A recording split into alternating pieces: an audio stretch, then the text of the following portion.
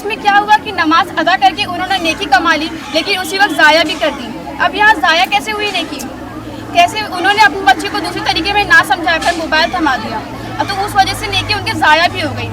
तो ऐसे ही थोड़ा और टाइम बीतता है, बच्चे थोड़े और बड़े होते हैं, अब पूरा घर सुन्नतों के मुताबिक चलने वाला है, तो वहाँ पे वो पानी पीने से लेके खाना खाने तक की सुन्नतों को, उठने से सोने तक की सुन्नतों को फॉलो करते हैं। लेकिन बचपन में ही मोबाइल दे देने से जो बच्चों में एडिक्शंस हो गए थे वो आज भी हैं।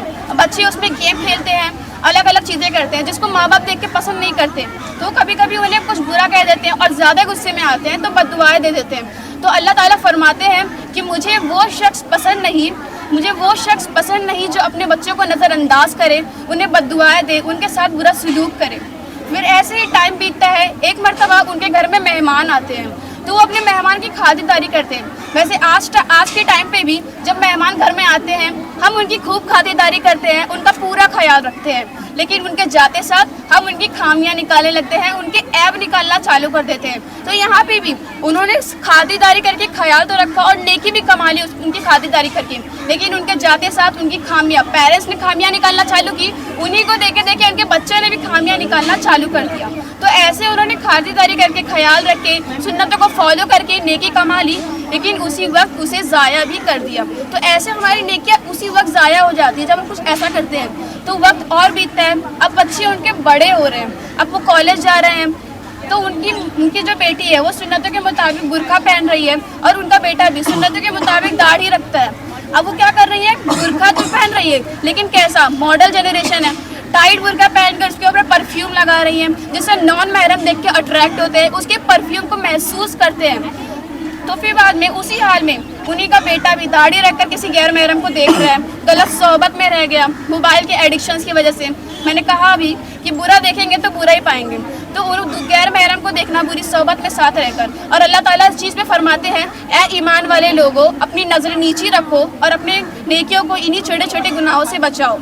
फिर टाइम बीतता है, फिर हम कभी कभी किसी के मुँह से हदीस सुनते हैं, अपने मोबाइल में देखते हैं, जब हम स्क्रॉल करते हैं तब हमें भी लगता है ना कि हमें भी नमाज़ पढ़नी चाहिए, हमें भी वो काम अपनी ज़िंदगी में लाना चाहिए, तो हम उसे अपनी ज़िंदगी में लाने का ट्राई करते हैं। लेकिन हम क्या करते हैं, जहाँ हमने नमाज़ पढ़ने गए वहीं का स्नैप बना के हर जगह बता देते हैं। तो यहाँ पे भी उनका बेटा नमाज़ पढ़ने जाता है, क्या करता है, वहाँ पे नमाज़ पढ़ने के बाद वही सेल्फी लेके पूरे सोशल मीडिया प्लेटफॉर्म में सबको बता दिया कि हाँ मैंने आज नमाज़ पढ़ी है।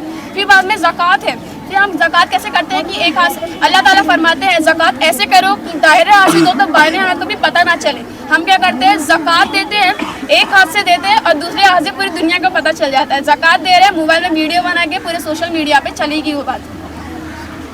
फिर इन्नमल आमालु बिन्नियात, अमाल का दारोमदार हमारी नियतों पर है। हम जिस नियत से ज़कात देंगे, हम जिस नियत से नमाज़ पढ़ेंगे, हमें उसी तरीके की नेकी भी मिलेगी। हमने पूरी दुनिया को बता दिया कि हम नमाज़ पढ़ रहे हैं, दुनिया वाले तो खुश हो गए ये देखें कि हाँ भाई उसने ज़कात किया है, लेकिन अल्लाह उस चीज़ से नाराज़ हो जाता है। मैं चाहती हूँ कि आप इस स्टोरी को आगे खींचें।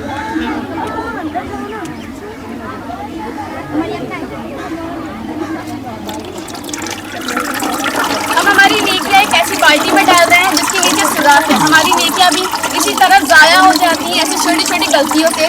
जज़ाकल्लाहु खैर, मेरा मकसद था आपको ऐसी छोटी छोटी गलतियां बताने का, और ऐसी हमारी नेकी ज़ाया हो जाती है। So be aware leaking of bucket.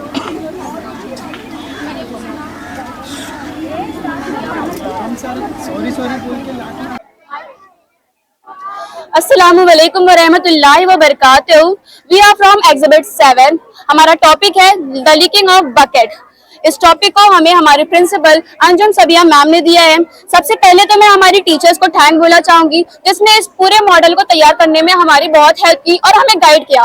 Thanks to Qaiser miss, thanks to Fatima miss and thanks to Jyoti miss, जिनकी वजह से आज हमने ये पूरा मॉडल तैयार किया है। और इस मॉडल को मेरे साथ तैयार करने में मेरे कुछ दोस्तों ने मेरा बहुत साथ दिया है। Thanks to Aniya, Shakira, Shazia, Shifa and Sanjida और कुत्सिया, जिनने रात दिन एक करके ये पूरा मॉडल तैयार किया। हमने इस मॉडल को 20 to 15 डेज पहले से ही स्टार्ट करके रखा है। हमने इस मॉडल को बनाते बनाते ये सीखा कि हम हमारी रोजाना की जिंदगी में जो आम गलतियां करते हैं हम उसे अब की जिंदगी में ना करें तो अच्छा होगा। मैं सारी उम्मती तक यही एक मैसेज देना पसंद करूंगी कि आपने यहाँ आके जो भी समझा वो आप अपने आगे की जिंदगी में ना करें। So be aware leaking of bucket. जज़ाकल्लाहु खैर। ये आपको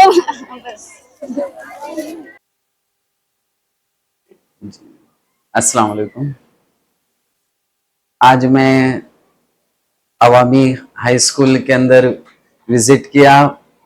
मैं सबसे पहले शुक्र अदा करता हूँ सभी अंजुम मिस जो हेड मिस्ट्रेस हैं यहाँ पर, और यहाँ के ट्रस्टी बेग साहब का, जिन्होंने मुझे आज यहाँ पर बुलाया। और शायद अगर मैं आज ना आता तो मैं इतने बड़े प्रोग्राम से महरूम रह जाता।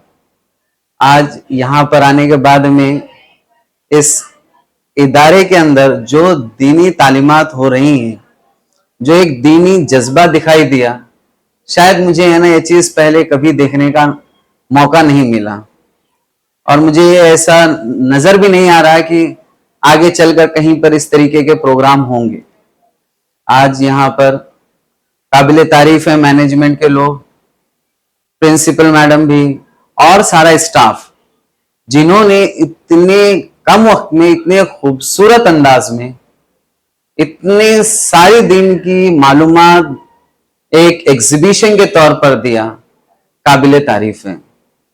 और मुझे पक्का यकीन है कि इससे जो आने वाले बच्चे, आने वाली पीढ़ियां इससे सबक हासिल करेंगे और अपने आप को जो दीन से दूरियां होते जा रही हैं लोगों के अंदर, उससे दूर हटकर फिर से वापस सही रास्ते पर आने में बहुत ज्यादा मदद मिलेगी। आज हमने अलग अलग स्टॉल्स पर अलग अलग जो इस्लामिक हिस्ट्री रही है, इस्लामिक वैल्यूज रही हैं, इस्लामिक प्रिंसिपल्स रहे हैं, उसको बखूबी ये लोगों ने चार्ट के थ्रू, मॉडल्स के थ्रू और वेरी वेल एक्सप्लेनेशन के जरिए एक्सप्लेन किया। और ये इदारे में हम जब आए थे तो ऐसा उम्मीद ही नहीं थी कि ये चीजें हमें देखने को मिलेंगी जो चीजें हमें मिली। आप अगर सारे उसका देखेंगे तो ये समझ पाना बहुत ही मुश्किल काम है, किसमें से किसमें कमी रह गई है। हर एक प्रोजेक्ट, हर एक एग्जीबिशन एक से बढ़कर एक, और किसी को हम कमतर नहीं बता सकते हैं। हर एक में, हर एक एग्जीबिशन में एक नया कॉन्सेप्ट, एक नई सोच, और उसे अमली जामा कैसे पहनाया जाए, इसको बखूबी पेश किया गया है। मैं अपनी नेक ख्वाहिशात मैनेजमेंट को, यहाँ की हेडमिस्ट्रेस को और पूरे स्टाफ को पेश करता हूँ। शुक्रिया।